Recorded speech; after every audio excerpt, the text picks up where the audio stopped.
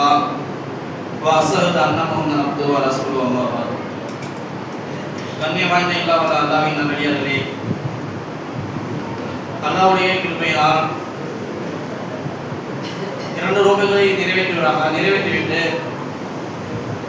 3ஆம் நோன்பின் 21 பாதை நிறைவேற்றினாக நாம் இங்கே அமர்ந்திருக்கின்றோம். நேற்றைய தினம் மனித படைப்பை படைக்கும் போது ஒவ்வொருவரும் ஒவ்வொரு விதமான கருத்துக்களை தெரிவித்தனர்.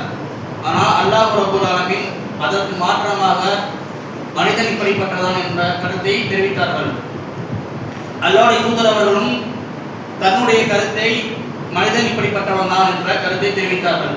இன்றைய தினம் மனிதன் பலவீனமானவன் தான். அதே அல்லாஹ் ரப்பல் ஆலமீன் 4வது அத்தியாயம் 28வது வசனத்தில் இருதுனலாஹு ஐ யுஹப்பிப அன்ஹும் வஹுலிகல் இன்சானு லைஃபா, அல்லாஹ் தன்னுடைய சட்டங்களை உங்களுக்கு லேசாக்க விரும்புகிறான். ஏனெனில் மனிதன் பலவீனமாக படைக்கப்பட்டுள்ளான். அல்லாஹ் தன்னுடைய எந்தவித சட்டங்களாக இருந்தாலும் மனிதனுக்கு லேசாக தான் படைக்கப்பட்டுள்ளான். ஏனெனில் மனிதன் என்ன பண்ணியிருக்கான், ஒரு பலவீனமாக தான் படைக்கப்பட்டுள்ளான் என்பதை நாம் அறிந்து கொள்ள வேண்டும். மனிதனுக்கு மிகப்பெரிய உருவத்தில் இருக்கக்கூடிய யானையை கட்டுப்பாட்டில் வைக்க தெரியும். ஒரு நோய்க்கு மருந்தளிக்க வேண்டும் என்றால் அவன் இந்த விதத்தில் தான் நோய்க்கு மருந்தளிக்க வேண்டும் என்பதை தெரியும். இந்த உலகத்தில் இருந்து விண்ணுலகம் செல்லக்கூடிய அளவிற்கு தகுதிப்பட்டவன் தான். ஆனால் இந்த மனிதன் பலவீனமானான் என்ற மாற்று கருத்தை அல்லாஹ் ரப்பல் ஆலமீன் இந்த இடத்தில் பதிவு செய்கிறான். நீங்கள் அதற்கு சரியான ஒரு வசனத்தை புரிந்து கொள்ளலாம். 2வது அத்தியாயம் 184வது வசனத்தில், நீங்கள் இந்த ரமலான் மாதத்தில் யார் நோயாளியாகவோ அல்லது பயணத்திலோ இருந்தால் அவர்கள் தங்களுடைய நோன்பை விட்டு வேறொரு நாட்களை கணக்கிட்டுக் கொள்ளலாம் என்பதை அல்லாஹ் ரப்பல் ஆலமீன் இந்த வசனத்தில் கூறுகின்றார். நோயாளியா இருப்பான், பயணத்துல இருப்பான், அவனால முடியாது. ஏன்னா அவன் ரொம்ப பலவீனமா இருப்பான். பயணத்தில் இருக்கக்கூடிய நபருக்கு எவ்வளவு அலைச்சலாக இருக்கும். அதை கருத்தில் கொண்டு என்ன பண்றான் அல்லாஹ் ரப்பல் ஆலமீன் இந்த வசனத்தை கூறுறான். நீங்க நோயாளியா இருந்தாலோ அல்லது பயணத்தில் இருந்தாலோ நீங்க என்ன பண்ணலாம், இந்த நோன்பை விட்டு விடுங்கள். நீங்கள் அதற்கான நோன்பை மற்ற நாள்களை கணக்கிட்டு வைத்துக்கணும் என்பதை அல்லாஹ் ரப்பல் ஆலமீன் கூறுகின்றான். ஏன்னா மனிதன் ரொம்ப என்ன பண்றான், பலவீனமானவன் தான். அவன் என்ன அல்லாஹ் ரப்பல் ஆலமீன் இன்னொரு அத்தியாயத்தில் கூறுகின்றான். 2வது அத்தியாயம் 186, எந்த ஒரு ஆத்மாவையும் மனிதன் அல்லாஹ் ரப்பல் எந்த ஒரு ஆத்மாவையும் சிரமத்திற்கு மேல் நான் சோதிக்க மாட்டேன் அப்படிங்கிற கருத்தை அல்லாஹ் ரப்பல் ஆலமீன் சொல்லுகின்றான். அப்ப இதுல இருந்து நம்ம என்ன பண்ணணும், நம்ம புரிஞ்சு வச்சுக்கணும். அதே மாதிரி அல்லாஹ் ரப்பல் ஆலமீன் ஒரு சகாபாக்கள் போர்களில் ஈடுபடும் போது முந்தைய சட்டம் ஒரு இருந்துச்சு. என்னன்னா அதை நீங்க 8வது அத்தியாயம் 66வது வசனத்துல நல்லா படிச்சு பாருங்க. நீங்க ஒரு ஆளா இருப்பீங்க, எதிரிய 10 பேரா இருப்பாங்க. நீங்க 100 பேர் இருப்பீங்க, அவங்க 1000 பேர் இருப்பாங்க. நீங்க 1 லட்சம் பேர் இருப்பீங்க, நீங்க அவங்க 10 லட்சம் பேர் இருப்பாங்க. அப்படி சொல்லி அப்படிதான் ஒரு போர் இருந்துச்சு. அது அல்லாஹ் ஒரு பிளான் பண்ணி மாத்தினா பாருங்க. உங்களிடம் நான் பலவீனம் இருப்பதை அறிந்து இப்போது அல்லாஹ் உங்களுக்கு எளிதாக்கி விட்டான்.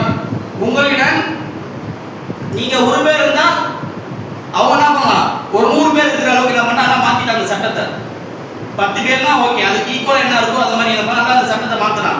ஏன்னா போர்ல போயிட்டு அந்த ஒரு ஆளுக்கு 10 பேருங்கிறத வந்து அடிக்க முடியாது. உங்க 100 பேர் இருப்பாங்க, 1000 பேர் இருப்பாங்க.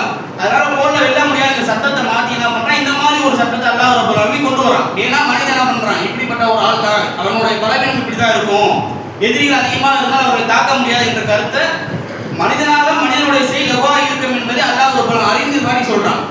அதே மாதிரி மூசா நபி அதிகமாக கேட்ட பிரார்த்தனை 20வது அத்தியாயம் 25வது வசனத்தில், ரப்பி ஸ்ரஹ்லி சித்ரி, இறைவா என் உள்ளத்தை எனக்கு நெஞ்சத்தை உறுதிப்படுத்துவாயாக, வயஸ்ரில் அம்ரி, எனக்கு என் காரியத்தை இலகுவாக்குவாயாக, வஹுத்ததம் இன்சானி யஃப்கஹு கௌலி, இறைவா இந்த காரியத்தை எனக்கு லேசாக ஆக்குவாயாக, என் காரியத்தை எனக்கு லேசாகுவாய், என் நாவில் உள்ள முடிச்சை எனக்கு அறிவிப்பாயாக. ஏன்னா ஃபிரௌன் என்ன பண்ண, பெரிய ஒரு கொடுமையானவன். அவன்கிட்ட போய் நான் போரிட்டு அவனை போய் வெல்ற அளவுக்கு இந்த தகுதி கிடையாது. அவன் பேசுற அளவுக்கு இந்த திறமையை பேச தெரியாது. அதுக்காக நீ என்ன பண்ண, என்னுடைய காரியத்தை உறுதிப்படுத்து. ஏன்னா நான் ரொம்ப பலவீனமா இருக்கேன். அவன் ஆட்சி அதிகாரத்துல இருக்கான், மக்களை வெல்லக்கூடிய இடத்துல இருக்கான், மக்களை தன்னுடைய கையில் வைத்துக் கொண்டிருக்கின்றான். அந்த அளவுக்கு தகுதி என்ன கிடையாது. ஆனா அந்த தகுதியை உயர்த்தக்கூடிய தகுதி ஒன்றா இருக்கு அப்படின்னு சொல்லி இது மாதிரி ஒரு துவாவை கேட்கின்றார்கள். நம்ம பார்த்துக்கலாம், இன்னைக்கு ஒரு மனிதனாக இருக்கக்கூடியவன் ரொம்ப பலவீனமா தான் இருக்கான். ஏன்னா பொம்பளை பிள்ளை பிறந்தா இந்த சூழல் என்ன பண்றாங்க, பரிசுங்கிறாங்க. ஆண் பிள்ளை பிறந்தா வாரிசுன்னு சொல்றாங்க. இந்த ஆண்கள் எவ்வளவு தூரம் சொல்லி சொல்லி வளர்க்கப்படுகிறாங்க பாத்தீங்களா இந்த சமூகத்துல. உனக்கு அக்கா 4 அக்கா இருக்குடா, அந்த அக்கா 4 அக்கா நீ தான் கட்டி கொடுக்கணும், அதை நீ தான் படிக்க வைக்கணும், அதை நீ தான் செலவு செய்யணும், அந்த பொண்ணுக்கு கல்யாணம் பண்ணி கொடுக்கணும், அதுக்கு குழந்தை பிறந்துச்சுன்னா அதுக்கு நீ நல்ல கெட்டது பார்க்கணும், உன் குடும்பத்தை பார்க்கணும், உன் பெத்த அப்பாவை பார்க்கணும், உங்க அம்மாவை பார்க்கணும் அப்படின்னு சொல்லி என்ன பண்ண ஆண்கள் பலவீனமாக்கப்படுகின்றான். அவனுடைய சூழ்நிலை அது மாதிரி இருக்கிறது. வரக்கூடிய மனைவியாக இருந்தால் என்ன பண்ண அவன் தன்னுடைய கட்டுப்பாட்டில் வைத்துக்கொண்டு அந்த மனைவிக்கு பார்க்கணும், பிறக்கக்கூடிய பிள்ளைக்கு பார்க்கணும், அந்த பிள்ளை நோய்வாய்ப்பட்டால் அதற்கு பார்க்கணும், அந்த குழந்தையை படிக்க வைக்கிறதுக்கு பார்க்கணும். போன்ற ஏராளமான ஒரு சூழ்நிலையில இந்த மனிதன் என்ன பண்றான், பலவீனமாக படிக்க போறான். ஏன்னா ஆனா என்ன பண்றான், இந்த இப்ப உள்ள ஒரு காலகட்டத்தில் அவனா என்ன ரொம்ப இலக்கணமாக அப்படி இருக்கக்கூடிய ஒரு சூழ்நிலை இருக்குது. ஏன்னா அவன் தன்னுடைய குடும்பத்தை தன்னுடைய பாரத்தை மனதில் சுமக்கின்றான். குழந்தையை படிக்க வைக்கணும், அந்த அக்காவுக்கு வீட்டு கட்டி வைக்கணும் அப்படின்னு சொல்லி என்ன பண்றான், தன்னுடைய இளமை பருவத்தை எல்லாம் துளைத்து என்ன பண்றான், வெளிநாடுகள் சென்று என்ன பண்றான், பிழைக்கின்றான். அவ்வளவுக்கு ஒரு முக்கியத்துவமாக அந்த மனிதன் என்ன பண்றான், பலவீனமாக்கப்படுகின்றான். இதற்கு ஒரு எடுத்துக்காட்டாக நீங்க பார்க்கலாம். புகாரில 1225வது செய்தி, சாதுவின் அபூ பக்கர் சொல்லி என்ன பண்றாங்க, ரசூலா ஹஜ் செய்ய போறாங்க. அப்ப ஹஜ் செய்யப்படும்போது என்ன பண்றாங்க, நோய்வாய்ப்பட்டிருக்காங்க, தான் மரணிச்சிருவோமோ அப்படிங்கிற அந்த ஒரு பயத்துல என்ன பண்றாங்க, என்னுடைய சொத்தை எல்லாம் நான் என்ன பண்றேன், தர்மம் செஞ்சிருக்கேன் ரசூலா அப்படின்னு சொல்றாங்க. அவங்க ஆனா அந்த டயத்துல மரணிக்கல. அல்லாஹ் என்ன பண்றான், அவங்களுடைய ஆயுள நீண்ட நாட்களாக ஆய்வாக ஆக்கின்றான். அப்ப என்ன சொல்றாங்க, ரசூலா என்னோட சொத்தை நான் எழுதி வச்சிருக்கேன் அப்படிங்கிறாங்க. உடனே ரசூலா சொல்றாங்க, இல்ல உங்க சொத்தெல்லாம் நீங்க எழுதி வைக்காதீங்க, 3ல் 1 பங்கு ரசூலா நான் எழுதி வைக்கவா, இல்ல இல்ல வேணாம். சரி என்கிட்ட 50 லட்சம் இருக்கு, நான் ஒரு 25 லட்சமா எழுதி வைக்கட்டுமா, இல்ல இல்ல வேணாம், நீங்க என்ன பண்ணுங்க 3ல் 1 பங்கு என்ன உங்களால முடிஞ்ச அளவுக்கு நீங்க தர்மம் செய்யுங்க. ஏன்னா உங்களுடைய மரணத்திற்கு பிறகு நீங்க என்ன பண்ணலாம், எதையாச்சும் இந்த உலகத்துல விட்டுட்டு போறாங்கன்னா அந்த தர்மத்தை நீங்க விட்டுட்டு போங்க அப்படின்னு சொல்றாங்க. ஏன் தெரியுமா அந்த விஷயத்த சொல்றாங்க, நீங்கள் உங்கள் குழந்தைகளை பிறரிடம் கையேறும் நிலைமைக்கு விட்டுவிட்டு செல்லாதீர்கள் அப்படிங்கிற அதிசயம் என்ன பண்றாங்க, இந்த இடத்துல பதிவு பண்றாங்க.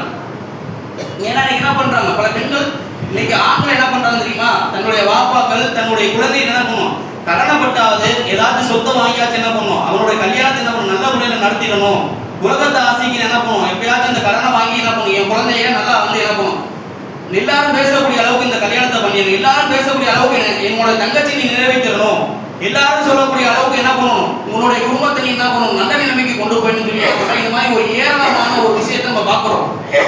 நீங்க அல்லாஹ்வுடைய தூதர்கிட்ட கூட என்ன பண்றாங்க, ஒரு சகாபி வருகின்றார். யார், ரசூலுல்லா, இந்த சொத்து இருக்கிற ரசூலுல்லா, இதை நான் என்ன பண்றேன், என்னுடைய குழந்தைக்கு எழுதி வைக்க போறேன் அப்படின்னு சொல்றாங்க. உடனே என்ன பண்றாங்க, எந்த குழந்தைன்னு கேட்கல ரசூலுல்லா, உங்களுக்கு வாரிசு இருக்கா, இந்த ஒரு குழந்தை தானே அப்படி கேட்கறாங்க. இல்ல எனக்கு 2 குழந்தை இருக்கு. அப்ப நீங்க என்ன பண்ணுங்க, 2 குழந்தை இல்ல பாரபட்சம் பார்க்காதீங்க. இன்னைக்கு என்ன பண்றாங்க பெற்றோர்கள், ஒருத்தர் நல்லா ஒரு படிச்சிருப்பான், நல்ல ஒரு வேலையில இருப்பான், நல்ல ஒரு பணம் வாங்கக்கூடியவனா இருப்பான், நல்லா சம்பாதிக்கக்கூடிய இடத்துல இருப்பான், அவனுக்கு காசை கொடுத்துருக்கிறே, அவனுக்கு சொத்தத்துக்கு கூட. ஆனா இன்னொரு சகோதரர் என்ன பண்ணுவார், கஷ்டப்பட்டு இருப்பார், கடுமையான சூழ்நிலை இருப்பார். ஆனா அங்க சகித்து சட்டத்தை பெற்ற கிடையாது பெற்றோர்கள், இவன் ரொம்ப சிரமப்படுறாங்க. அப்ப நீங்க என்ன பண்ண, இவனுக்கு இந்த சொத்தை எழுதி வைக்கணும் அப்படின்னு சொல்லி என்ன பண்றாங்க, ஒரு கடுகு போக்கா இருக்கக்கூடிய ஒரு பெற்றோர்களாக மாறுகின்றார்கள். அவன் என்ன பண்றான், இந்த கடுப்புல என்ன பண்றான், என்னுடைய தந்தை என்ன பண்றாங்க, எனக்கு அநீதி இழைத்தாங்க அப்படின்னு சொல்லி தன்னுடைய தந்தை இறந்ததுக்கு பிறகு தன்னுடைய அம்மா இறந்ததுக்கு பிறகு துவா செய்யக்கூடிய ஒரு நிலைமை கூட என்ன பண்றான், விட்டுட்டு போயிடலாம். அந்த மாதிரி ஒரு சூழ்நிலைக்கு நீ என்ன பண்றான், பெற்றோர்கள் ஆக்கின்றார்கள். ஏன்னா ஆண்னா என்ன பண்ணுவோம், இப்படிதான் இருக்கிறோம். இன்னைக்கு பெண் பிள்ளைகளாக இருந்தால் பெண்களாக இருந்தால் அதிகமாக வாங்கக்கூடிய நபராக தான் இருக்கிறாங்க. பாத்துக்கீங்களேன், குழந்தைய கல்யாணம் வைக்கும் போது ஒரு காசு, குழந்தை பெற்றதுக்கு அப்புறம் ஒரு காசு, அந்த வாரிசுக்கு ஒரு காசு, பாப்பா இறந்து போயிட்டாங்க அந்த சொத்துல எனக்கு பங்குண்டு அப்படின்னு சொல்லி அந்த ஒரு காசு, இது மாதிரி ஏராளமாக ஒரு புண்ணக்கூடிய நபராக தான் இருக்காங்க. ஒரு குறிப்பிட்ட நபர்களை தவிர நம்ம அண்ணன் நல்லா இருக்கட்டும் பாவம் அப்படின்னு சொல்லி விடக்கூடிய நபர்கள் ரொம்ப ரொம்ப கம்மி தான் இந்த சமூகத்துல. ஏன்னா ஆண்களுக்கு கிட்டத்தட்ட ஒரு 30 வயசு அடைந்ததுக்கு பிறகு என்ன பண்றாங்க, கல்யாணம் பண்றாங்க. என்ன ஒரு வயசு இருக்கு, உனக்கு இன்னும் வயசு இருக்கு அப்படின்னு சொல்லி என்ன பண்றாங்க, அவங்களே என்ன பண்றாங்க, 30 வயசுக்கு அப்புறம் கல்யாணம் என்ன தெரியுமா பண்றாங்க, இந்த வார்த்தையை சொல்லிடுறாங்க. என்ன இன்னும் இந்த பையன் கல்யாணம் பண்ணாம இருக்கீங்க, என்ன காரணம் அப்படின்னு சொல்லி இலக்கணமாக பேசும்போது என்ன பண்றாங்க, அப்பதான் பொண்ணே பார்க்க ஆரம்பிக்கிறாங்க. இந்த மாதிரி இருக்கக்கூடிய பெற்றோர்களும் இருந்து கொண்டுதான் இருக்கின்றார்கள். அதே போல் பாருங்க, தன்னுடைய மகள் வயிற்றில் பிறந்தால் அதை பேட்டிங்கிறாங்க. ஏன்னா தன்னுடைய ரத்தம் தன்னுடைய பிள்ளை பெற்றது அப்படிங்கிறாங்க. இன்னொரு இடத்துல ஒரு மருமகள் வந்து அந்த குழந்தையை பெற்றா இவ அவரோட பிள்ளை தானே, அவரோட மகன் தானே அப்படின்னு சொல்லி என்ன பண்றா, இலக்கணமாக பேசக்கூடிய ஒரு நிலைமை இருக்குதா இல்லையா? அப்ப இந்த அளவுக்கு அவர் மன ரீதியா பாதிக்கப்படுறார்கள்.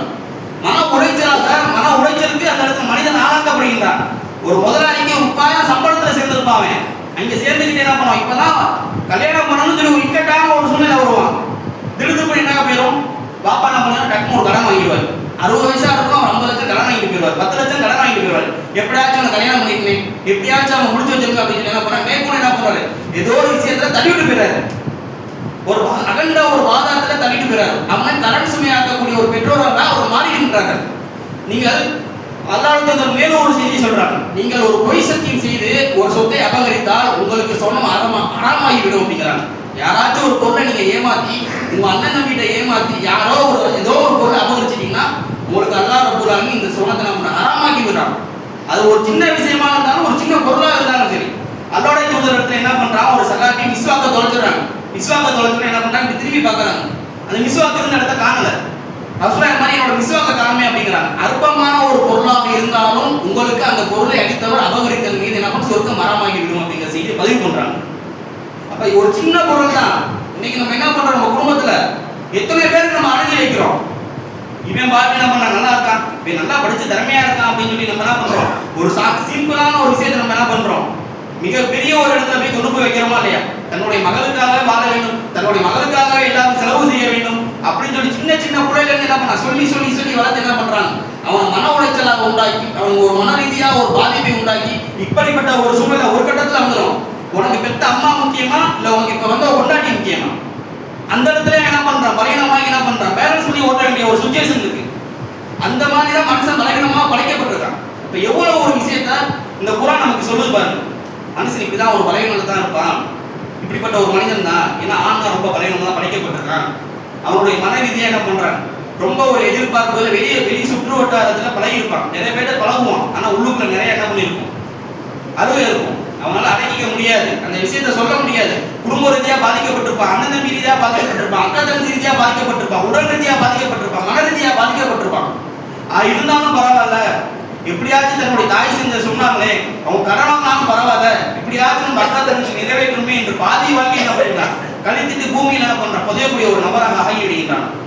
அப்படிப்பட்ட ஒரு நபராக மரணிக்காமல் அல்லாஹ் ரப்பல் நமக்கு என்ன சொன்னானோ அதன் அடிப்படையில் என்ன பண்ணணும், நம்மளுடைய மனதையும் நம்மளுடைய உள்ளத்தையும் என்ன பண்ணணும், மனதியாக தைரியப்படுத்திக் கொண்டு, மனிதன் பலகீனமானவன் தான், அந்த பலவீனத்திற்கெல்லாம் பலகீனமானவன் தான் இப்படி செய்தி நம்ம தெரிந்து கொண்டு மேற்கொண்டு என்ன பண்ணணும், மனிதன் தன்னுடைய வாழ்க்கையை எவ்வாறு அமைத்துக் கொள்ள வேண்டும், மனிதன் அவசரப்படாமல் இருக்க வேண்டும் என்பதை என்ன பண்ணுவோம், அடுத்த உரை எடுத்திருப்போம் என்று கூறி என்னுடைய செய்கிறேன். வாஹித் அஸ்ஸலாமு அலைக்கும் வரஹ்மத்துல்லாஹி வபரகாத்துஹு.